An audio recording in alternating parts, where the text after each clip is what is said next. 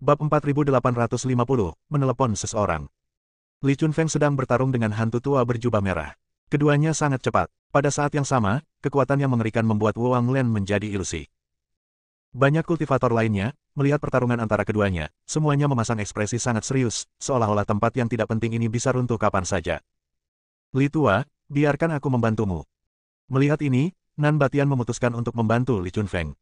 Sebaiknya kau bertarung denganku. Pada saat ini, seorang lelaki tua berjalan keluar dari kabut hitam yang mengelilingi Ming Sao. Orang tua itu berpakaian jubah hitam, tetapi mukanya semerah pantat monyet. Sial, kenapa ada satu lagi? Melihat ini, Dev tidak bisa menahan diri untuk tidak mengerutkan kening. Nan Batian menatap hantu tua berwajah merah itu dan sedikit mengernyit, lalu berkata, dasar monyet, apa kau masih mau melawanku? Hantu tua berwajah merah itu tertegun sejenak, lalu menatap Nan Batian dengan kaget, apakah kamu mengenalku? Aku tidak mengenalnya. Nan Batian menggelengkan kepalanya. Bagaimana kamu tahu namaku jika kamu tidak mengenalku? Hantu tua berwajah merah itu bertanya dengan ragu. Siapa namamu? Bukan Monkey Boot, kan? Nan Batian bertanya. Ya, namaku Hoding. Hantu tua berwajah merah itu mengangguk. Sial, aku hanya menebak, berhenti bicara omong kosong, aku akan membunuhmu, aku masih harus membantu Laoli. Setelah berkata demikian, Nan Batian meninju hantu tua berwajah merah itu. Kali ini, ilusi Wu Wanglen menjadi lebih serius. Perkelahian terjadi di mana-mana di seluruh negeri Wu Wang. Tuan Muda Ming menatap Dev dengan jijik, dengan senyum tipis di bibirnya. Di antara 4 hantu Mingshan, aku khawatir ada satu yang hilang. Pada saat ini, Lin Chong perlahan berjalan ke arah Dev dan berkata kepada Ming Sao di kejauhan. Apa itu 4 hantu Mingshan? Tanya Dev. Dikabarkan bahwa ada pegunungan lain di bawah Gunung Iblis Surgawi, dan pegunungan ini adalah gunung kegelapan yang menuju ke neraka. 4 hantu gunung kegelapan adalah 4 pembudidaya iblis di gunung kegelapan. Mereka berasal dari sekolah yang sama dan sangat brutal. Aku tidak menyangka mereka juga berada di bawah komando 4 dunia bawah. Lin Chong mengikuti Dev untuk menjelaskan. 8 pendekar pedang gunung iblis, 4 hantu gunung Hades, keempat Hades ini telah merekrut cukup banyak orang kuat. Tidak heran Tuan Muda Ming ini begitu sombong meskipun usianya masih muda. Dia pasti sangat cakap. Dev memandang Tuan Muda Ming itu, dan baru saat itulah dia menyadari bahwa 4 istana dunia bawah begitu kuat. Kaisar Lin, apakah Anda sendiri akan melakukannya juga? Melihat Lin Chong berdiri di samping Dev, Ming Sao tersenyum dingin. Aku tidak akan membiarkan siapapun mengancam Tuan Dev, bahkan kau, 4 dunia bawah. Lin Chong berkata dengan ringan. Baiklah kalau begitu, aku akan mengabulkan permintaanmu. Tuan Muda Ming mengangguk. Segera setelah itu, seorang lelaki tua lain muncul dari kabut hitam tak berujung di sekitarnya. Orang tua itu mengenakan jubah hitam, kecuali tangannya yang berwarna merah darah, seolah-olah baru saja berlumuran darah. Kaisar Kota Matahari Bulan, merupakan suatu kehormatan bagi saya untuk bertarung dengan Anda. Setelah lelaki tua bercakar merah itu selesai bicara, dia langsung menyerbu ke arah Lin Chong. Lin Chong juga melompat maju dan bergabung dalam pertempuran melawan lelaki tua bercakar merah. Dev melihat sekeliling dan menemukan bahwa semua kekuatan di belakangnya sedang digunakan saat ini. Tuan Muda Ming berjalan perlahan ke arah Dev. Setiap langkahnya terasa lambat, tetapi dia tiba di depan Dev dalam sekejap mata. Semua orang bilang kamu adalah seorang jenius langka di dunia makhluk surgawi, dengan bakat luar biasa. Aku ingin mencobanya. Tapi jangan takut, aku bisa memberimu kesempatan untuk meminta bantuan. Jika ada orang di belakangmu, kau bisa memanggil mereka semua. Tuan Muda Ming tersenyum tipis dan berkata kepada Dev dengan sangat sopan. Pada saat ini, mereka tampaknya bukan musuh. Dia memang bukan musuh, hanya saja Tuan Muda Ming tidak tahan dengan orang yang lebih kuat darinya. Dev menatap tuan muda itu dan menggelengkan kepalanya perlahan, aku tidak akan meminta bantuan. Jika aku melakukannya, kalian berempat dari dunia bawah akan menghilang. Ketika Master Ming mendengar ini, dia tidak bisa menahan tawa, kamu sedikit melebih-lebihkan bahkan pemimpin sekte Huofen ada di sini, dan dia tidak berani meremehkan 4 netherworldku seperti ini. Apakah kau pikir bahwa kita di 4 alam baka hanya memiliki 8 pendekar pedang gunung iblis dan 4 hantu gunung alam baka? Bab 4851, aku tidak akan mati lagi. Apapun yang kau miliki di 4 dunia bawah, jika aku meminta bantuan lagi, bahkan jika ada Dalu Jinxian, itu tidak akan mampu menghentikan takdir kehancuranmu. Lebih baik aku tidak meminta bantuan, kata Dev. Baiklah, kalau kamu tidak berteriak, aku yang akan berteriak. Setelah Guru Ming selesai berbicara, dia perlahan mundur. Dalam sekejap, sosok Tuan Muda Ming menghilang dalam aura pembunuh yang gelap. Pada saat yang sama, seorang pria parubaya muncul dari kegelapan. Dia memiliki tanduk di dahinya dan tampak seperti unicorn. Dev tercengang, lalu menatap pria parubaya di depannya dengan tak percaya, apakah kamu dari suku binatang? Pria parubaya itu menggelengkan kepalanya, ibuku berasal dari suku binatang, dan sekarang aku memiliki darah suku iblis yang mengalir di tubuhku. Oh, kau bajingan. Dev mengatakannya dengan tenang, tetapi tepat setelah dia selesai berbicara, Dev tertegun. Dia ingin mengejek pria parubaya itu, tetapi dia lupa fakta bahwa ibunya adalah seorang manusia dan ayahnya memang seekor naga. Dengan cara seperti ini aku tidak akan jadi bajingan kan? Rumput. Kamu mencari kematian. Pria parubaya itu melotot dan langsung menyerbu ke arah Dev.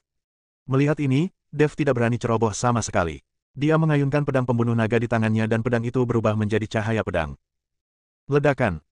Cahaya pedang itu hancur berkeping-keping, dan tubuh Dev terlempar ke belakang oleh kekuatan yang sangat besar, lalu jatuh dengan keras ke tanah, menyebabkan lubang sedalam 100 meter muncul di tanah.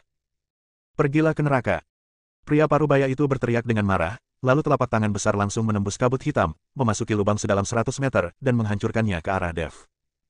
Saat tangan raksasa itu berguling ke bawah, gelombang kekuatan yang mengerikan menekan tubuh Dev, dan tanah di sekitarnya terus-menerus terkompresi. Berdengung.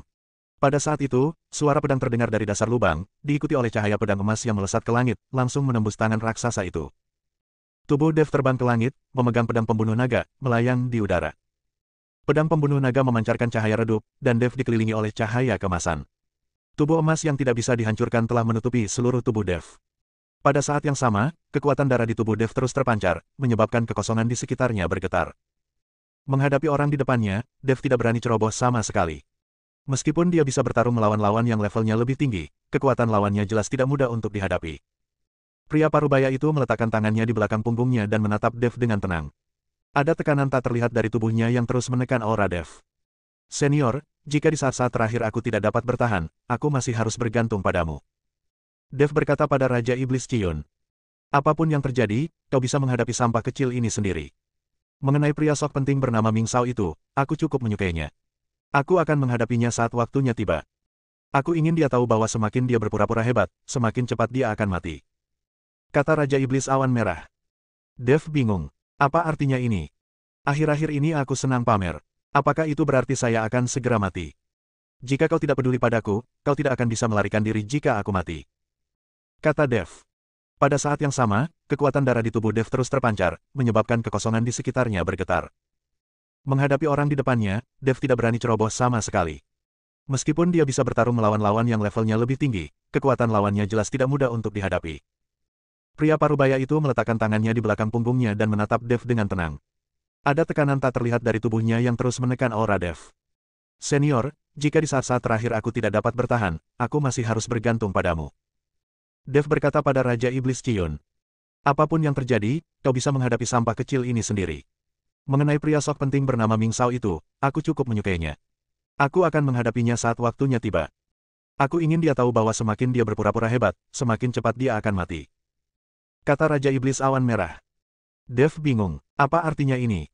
Akhir-akhir ini aku senang pamer. Apakah itu berarti saya akan segera mati? Jika kau tidak peduli padaku, kau tidak akan bisa melarikan diri jika aku mati. Kata Dev. Bab 4852, apakah ini busur Raja Dewa? Kepulan-kepulan. Tekanan dari langit dan bumi langsung dihancurkan oleh energi pedang yang ganas, dan langit dan bumi kembali damai. Mata lelaki setengah baya itu sedikit menyipit, dia berada di alam Mahayana tingkat keempat, tetapi dia memiliki kekuatan seperti itu.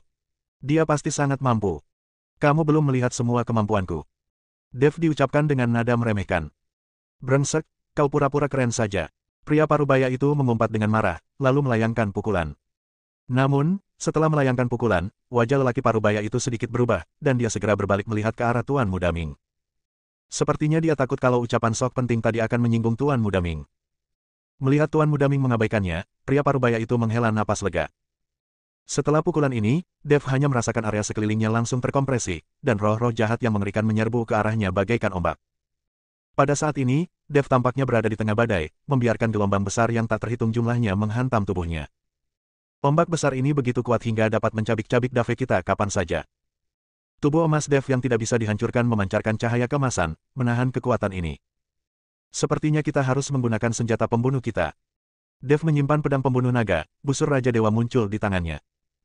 Untuk menghadapi gelombang roh jahat ini, busur Raja Dewa adalah senjata terbaik. Alasan mengapa dia tidak pernah berani menggunakannya adalah karena dia tahu bahwa begitu dia mengeluarkan busur Raja Dewa, dia akan menjadi sasaran kritik semua orang. Bahkan mereka yang tidak menaruh dendam terhadapnya akan memendam niat jahat saat mereka melihat busur Raja Dewa miliknya. Inilah sebabnya mengapa orang yang tidak bersalah bisa bersalah karena memiliki harta karun. Namun saat ini, Dev tidak peduli lagi. Dengan busur Raja Dewa di tangan, Dev menarik tali busur. Bulu anak panah perlahan muncul, dan energi jahat dari pola Tao di sekitarnya dengan cepat diserap oleh busur Raja Dewa dan berubah menjadi anak panah yang tajam. Wus! Suara yang memekakan telinga terdengar, menyebabkan rasa sakit pada gendang telinga semua orang di seluruh negeri Wowang. Saat anak panah itu ditembakkan, area di sekitar Dev langsung meledak, dan roh-roh jahat yang tak terhitung jumlahnya hancur dan lenyap. Tuan Muda Ming yang awalnya memasang wajah acuh tak acuh, tiba-tiba membelalakan matanya saat dia mengeluarkan busur Raja Dewa dan menembakkan anak panah. Raja Dewa Busur. Ada tatapan membara di mata Tuan Muda Ming. Raja Dewa Busur. Bahkan mereka yang berada di medan pertempuran pun tak kuasa menahan diri untuk berhenti dan menoleh ke arah Dev. Pria parubaya itu sedikit mengernyit dan bertanya dengan tidak percaya, kamu menggunakan busur Raja Dewa. Lumayan, apakah kamu ingin mencoba kekuatannya? Dev tersenyum, lalu tiba-tiba menarik tali busur. Antara langit dan bumi, roh-roh jahat yang tak terhitung jumlahnya menyerbu ke arah busur Raja Dewa. Sebutir bulu anak panah yang bersinar dengan cahaya kemasan muncul di busur sang Raja Dewa. Wus! Sebuah anak panah melesat keluar, dan pria parubaya itu buru-buru melepaskan serangkaian energi yang kuat, tetapi pedang tajam itu langsung menembus energi yang kuat itu, diikuti oleh ledakan dahsyat. Kekuatan yang mengerikan itu menyebabkan pria parubaya itu langsung mundur, dan kekosongan yang dilaluinya mulai runtuh. Setelah akhirnya menstabilkan dirinya, pria parubaya itu berkata dengan terkejut di matanya, sungguh kekuatan yang kuat. Busur Raja Dewa memang layak dengan reputasinya. Setelah berkata demikian, lelaki parubaya itu tiba-tiba berubah menjadi garis panjang dan menghilang. Dev juga melonjak hampir pada waktu yang sama.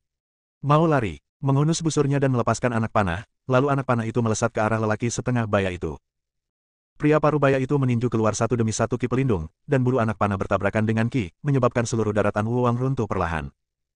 Namun, setelah kekuatan ini mencapai tangga ke surga, kekuatan itu lenyap tanpa jejak dalam sekejap, dan area di mana tangga ke surga berada tidak terpengaruh sama sekali. Semakin berani pria parubaya itu dalam pertempuran, semakin banyak darah iblis di tubuhnya yang keluar. Tetapi Dev merasa sangat lelah. Meskipun busur Raja Dewa sangat kuat, setiap kali ditarik ia menghabiskan terlalu banyak energi. Dev telah berjuang sampai sekarang dengan susah payah dan menggertakkan giginya. Jika bukan karena God King Bolt, Dev pasti sudah kalah. Bersambung.